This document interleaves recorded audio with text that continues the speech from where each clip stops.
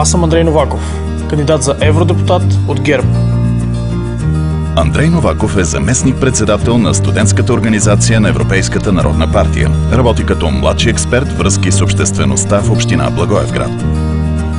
Заедно с студентската организация на ЕНП, представляваща над 1,5 милиона млади хора, работим за повече студентска мобилност и възможности за електронно обучение във висшето образование. Като евродепутат ще се боря за това повече млади хора да останат тук и да получат успешна реализация в България.